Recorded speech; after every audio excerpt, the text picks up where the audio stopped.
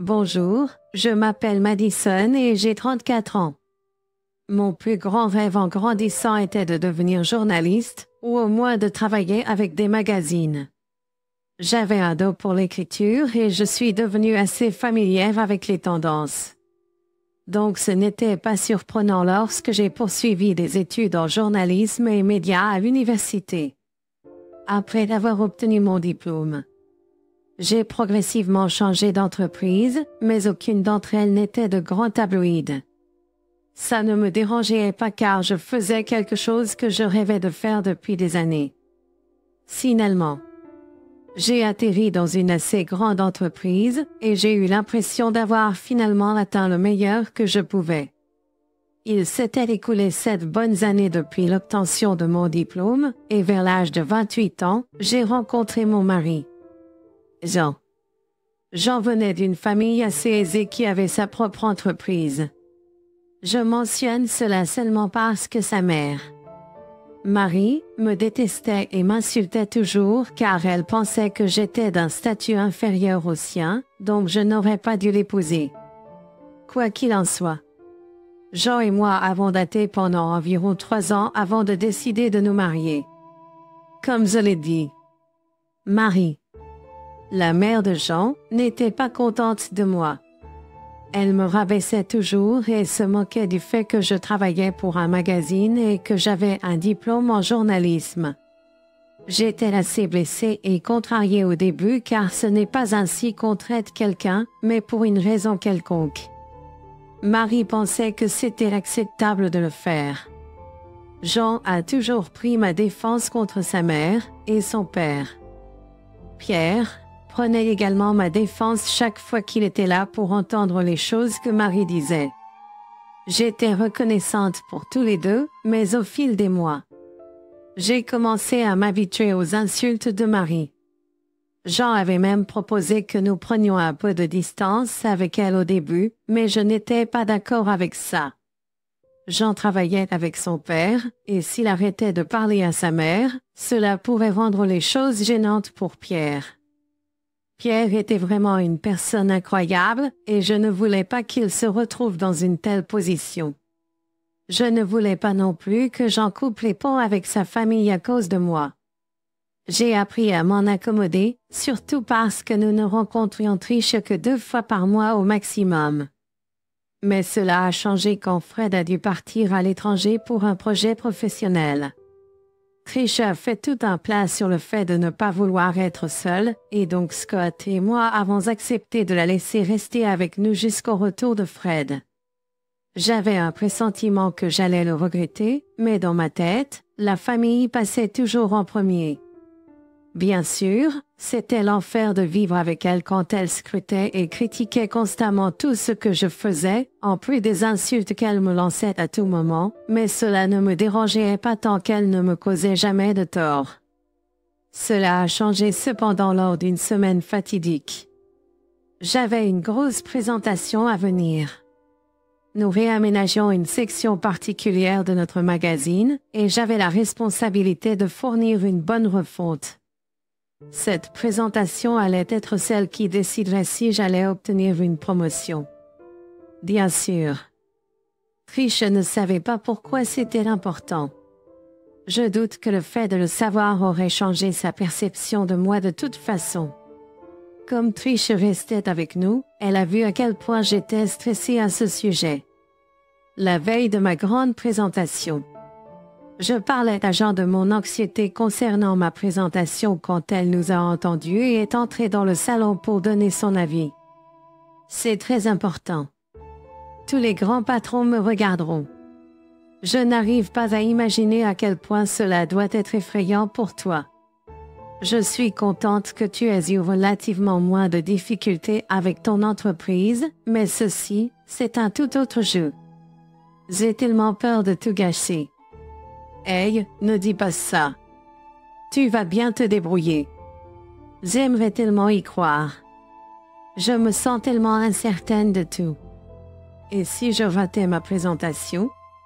Je n'ai pas pu m'empêcher d'entendre votre conversation à tous les deux. Maman. Nous sommes en train d'avoir une conversation privée là. Eh bien, Madison, je voulais juste te dire que tu n'as rien à craindre. Tu n'as certainement pas les compétences pour quoi que ce soit, donc tu vas probablement mal te débrouiller demain. Excuse-moi? Regarde, considère simplement cela comme une opportunité d'arrêter de travailler et de devenir femme au foyer. Au moins de cette façon, tu seras digne de mon fils. Je n'arrive pas à croire qu'il a réellement épousé une journaliste. Maman, tu dépasses sévèrement les limites en ce moment. Sors. Tu sais quoi? Je n'ai pas le temps pour tes bêtises. Triche. J'ai des choses plus importantes à penser que ton opinion sur moi et ma relation avec ton fils. Comment oses-tu me parler de cette façon? Oh, donc c'est bon pour toi de me parler comme ça, mais pas dans l'autre sens? Jean, dis quelque chose. Ta femme est en train de manquer de respect à ta mère. Elle se défend simplement. Je ne vois aucun mal à cela. Elle t'a endoctriné. Regarde comment tu peux si facilement tourner le dos à la famille. Camille, tu le regretteras.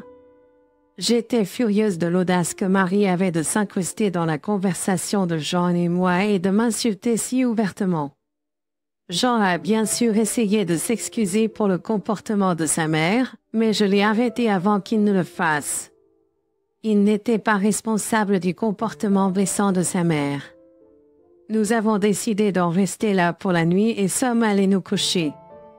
J'étais beaucoup trop concentrée sur tout le reste pour même penser à la menace de Marie à mon égard. J'ai supposé que sa menace ne signifiait que plus de tourments, ce qui honnêtement, je me fichais à ce moment-là. Ce fut une bataille à mener après ma présentation. Le lendemain, je me suis précipitée au travail avec mon ordinateur portable à la main. Quand je l'ai ouvert, j'ai immédiatement réalisé que quelque chose n'allait pas. Tous les fichiers qui étaient là sur mon bureau avaient disparu. Un rapide coup d'œil sur mon ordinateur portable m'a fait réaliser qu'il avait été reformaté. J'ai commencé à paniquer évidemment. J'avais envoyé par email la présentation, alors j'ai essayé de me calmer avec cette pensée. Je me suis connecté à mon compte email pour voir que tout, et je dis bien tous mes emails, avaient été supprimés. Même la corbeille a été vidée. J'ai senti mon cœur s'enfoncer et des larmes ont jailli de mes yeux. J'ai ressenti une peur comme aucune autre à ce moment-là.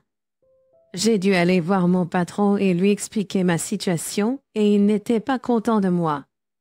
J'ai dû l'écouter me crier dessus pendant un bon moment avant qu'il me dise de ne pas m'embêter avec la présentation car il avait déjà demandé à quelqu'un d'autre de s'en occuper au cas où je ferais une erreur.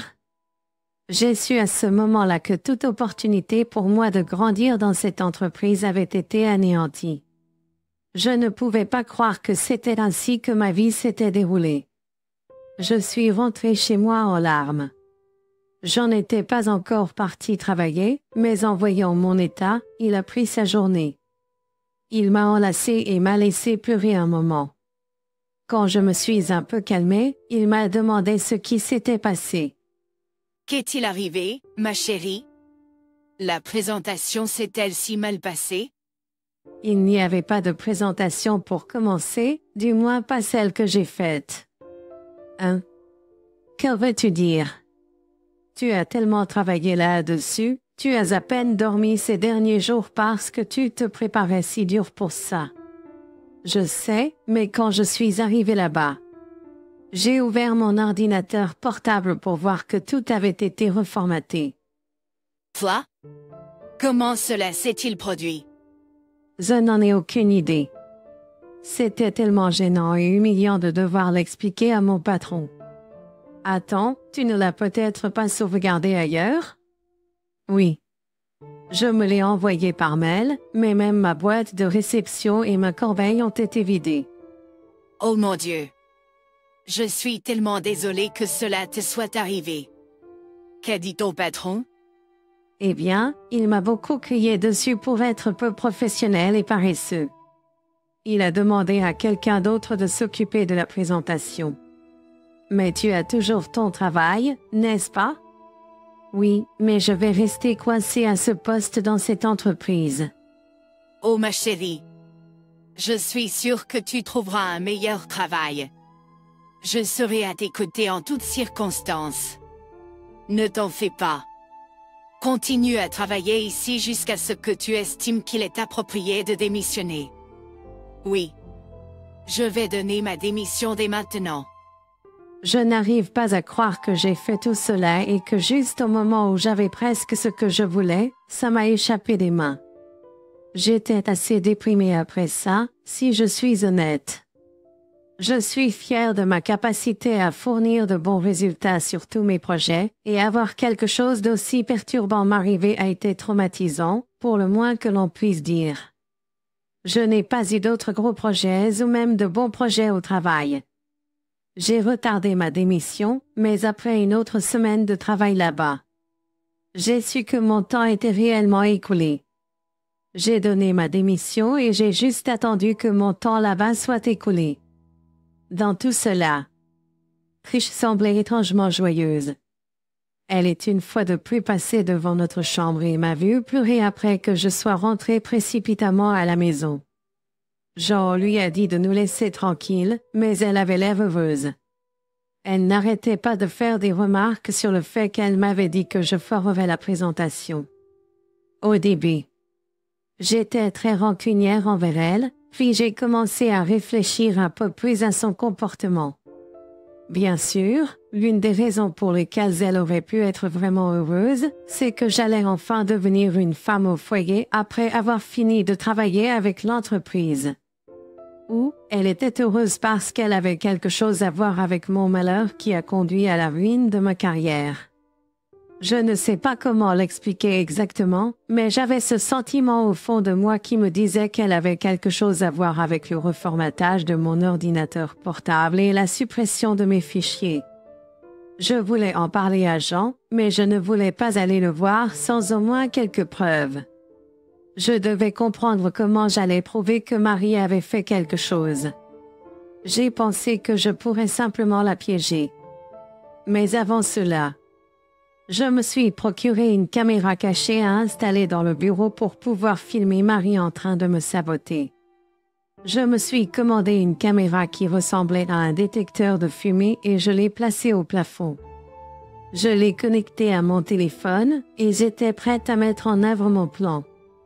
La prochaine étape était de simplement informer Marie de ma prochaine présentation. Ce n'était pas très difficile à faire. Tout ce que j'avais à faire était de tourner en rond dans le bureau et d'avoir l'air inquiète. Jean était toujours au travail et il n'avait aucun moyen de savoir ce qui se passait. Marie m'a vu tourner en rond et est entrée pour me demander ce qui se passait. « Qu'est-ce qui se passe? Pourquoi as-tu l'air si anxieuse? Pourquoi as-tu l'air si anxieuse encore? Un autre projet? Chut. Regarde. J'ai besoin d'en parler à quelqu'un. Et puisque tu as demandé, on m'a donné une autre opportunité de présenter mon travail et je pourrais avoir une augmentation. Vraiment? Oui, et je suis vraiment anxieux à ce sujet parce que c'est vraiment ma dernière chance de faire les choses correctement et je dois le faire correctement. Pourquoi ne dis-tu pas à Jean à ce sujet? Est-ce parce que ton travail est trop embarrassant? Non, c'est parce que je ne veux pas lui donner de faux espoirs. J'ai l'impression de l'avoir déçu la dernière fois et je ne veux pas refaire la même erreur. Garde ça entre nous deux, d'accord? Je ne fais aucune promesse à ce sujet, même si ce sera vraiment amusant de te voir t'effondrer à nouveau demain. Pourquoi souhaites-tu toujours ma chute? Je pense juste que tu es mieux adaptée à être une femme au foyer. C'est bien moins embarrassant que ce que tu fais dans ce moment. Tu sais quoi? Je n'ai pas le temps pour ça, ni ne m'intéresse à ce que tu penses de moi. S'il te plaît, laisse-moi tranquille pour pratiquer ma présentation avant le retour de Jean à la maison. Marie est partie, mais pas avant d'avoir jeté un œil sur mon ordinateur portable et de m'avoir lancé un sourire narquois. J'ai senti dans mes os qu'il se passait quelque chose.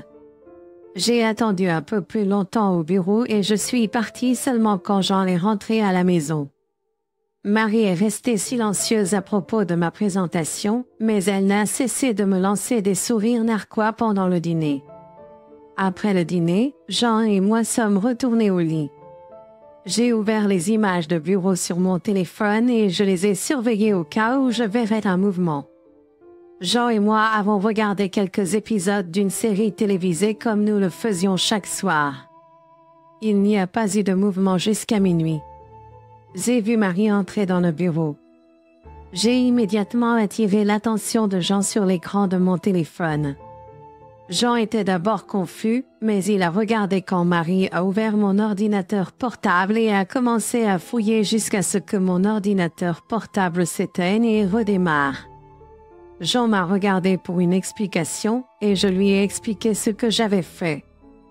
Dire qu'il était furieux contre Marie serait un euphémisme. Marie était toujours dans le bureau parce qu'elle avait décidé de rester et de fouiller dans mes affaires. Jean est sorti du lit et a foncé dans le bureau. Il a ouvert la porte et Marie a pâli en le voyant. Jean a fait de son mieux pour rester calme, alors il lui a juste demandé ce qu'elle faisait dans le bureau. « Que fais-tu au bureau? Maman? » Oh, Rara. Je ne faisais rien. Vraiment?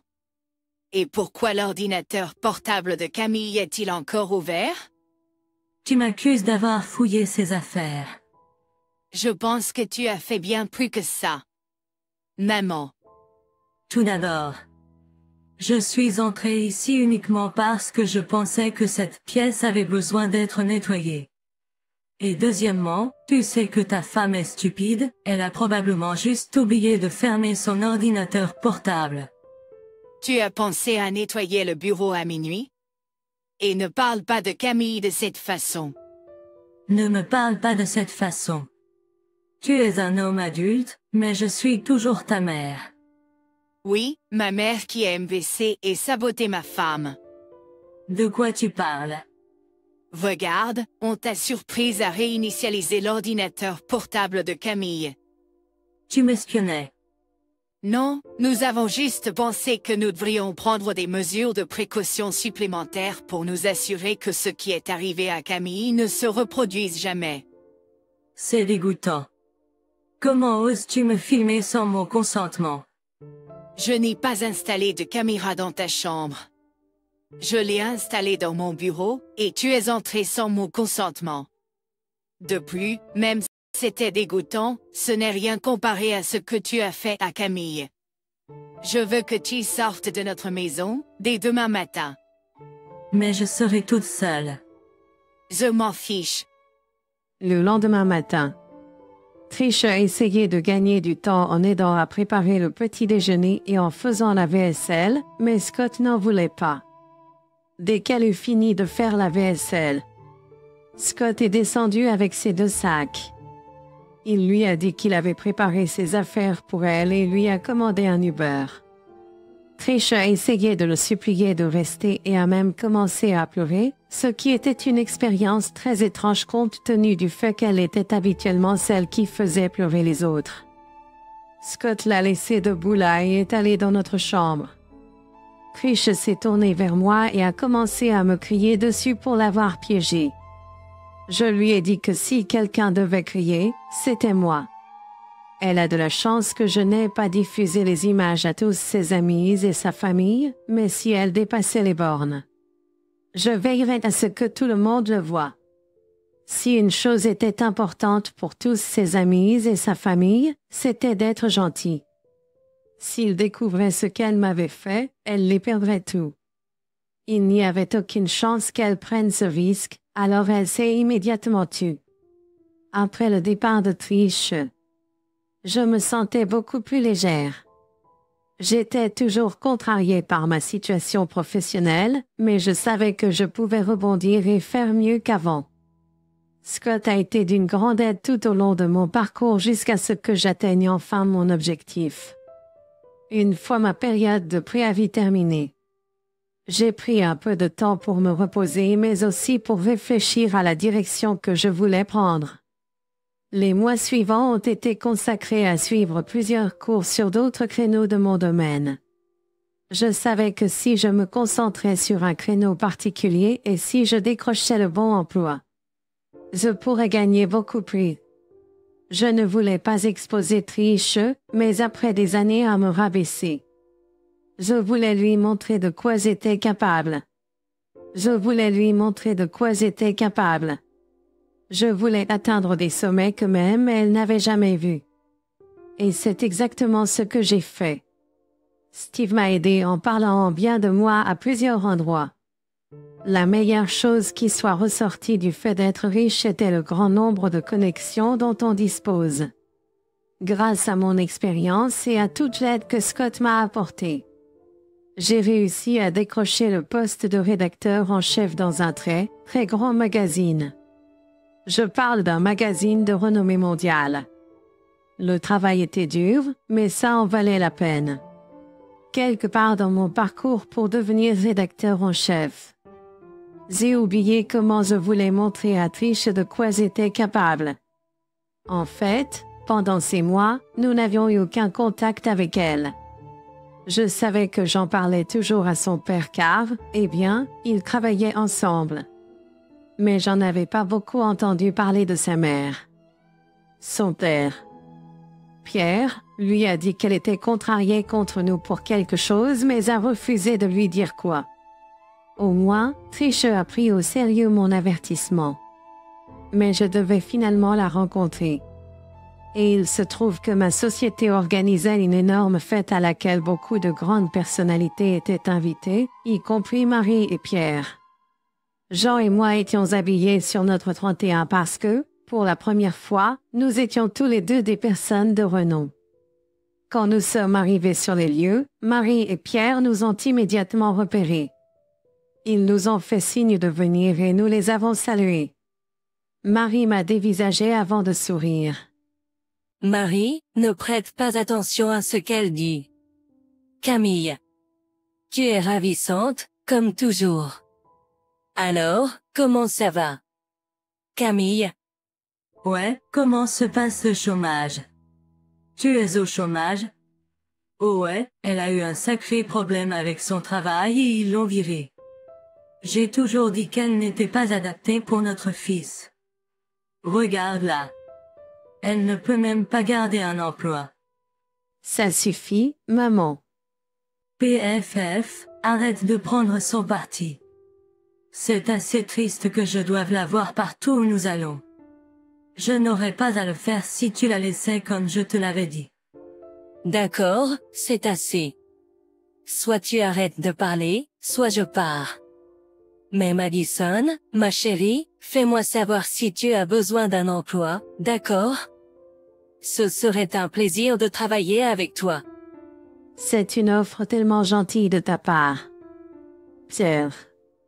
Mais j'ai peur de ne pas pouvoir accepter ton offre. C'est logique. Je t'ai dit qu'elle était paresseuse et incompétente. À ce moment-là, mon nom a été appelé et les gens ont commencé à applaudir. J'ai regardé vers la petite scène et le PDG était là, en train de me faire signe de venir sur scène. Je me suis tournée vers Pierre et Marie et je me suis excusée. Pierre avait l'air amusé tandis que Marie avait l'air confuse et en colère.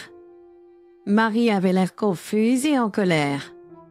Le PDG a prononcé son discours et m'a félicité pour mon bon travail dans l'entreprise.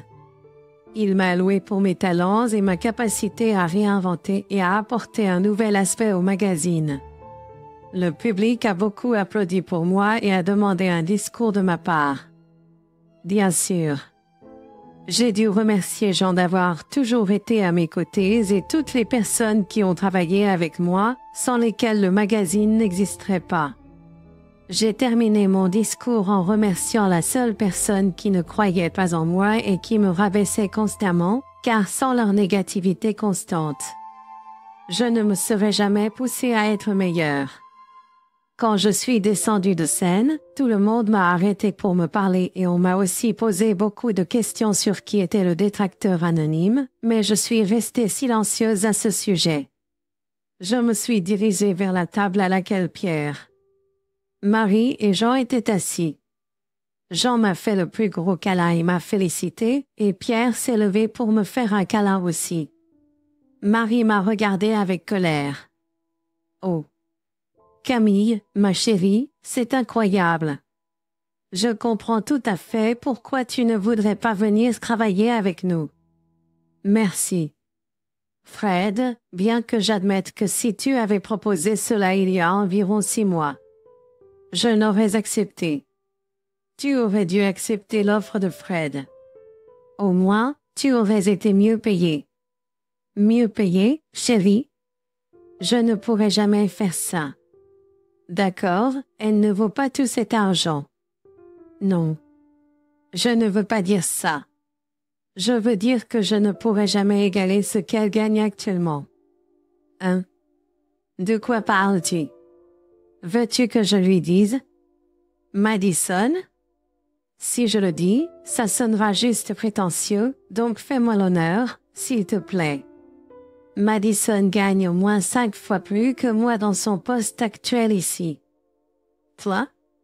Oh oui, elle a beaucoup plus d'argent que Scott ou moi ne pourrions jamais voir de notre vivant. Ce n'est pas possible. Tu dois te tromper. Il n'a pas tort, maman. Je le pensais vraiment quand je t'ai remercié. Sache juste que tu as été rien de moins qu'une brute avec moi, et j'espère que me voir beaucoup plus réussi que n'importe qui dans ta famille te pique. Oh regarde. J'ai des gens plus importants avec qui parler. Tu devras excuser Jean et moi. Pierre, n'hésite pas à venir nous voir quand tu veux. Au revoir. Marie. Pierre a ri et a levé son verre pour trinquer avec moi alors que Jean et moi laissions une Marie abasourdie à la table. Je ne m'étais jamais senti plus vivant et satisfait de ma vie. C'était vraiment un exploit incroyable que j'avais accompli et j'étais fière de là où Jean était arrivé. Je suis également très reconnaissant à Jean de m'avoir soutenu.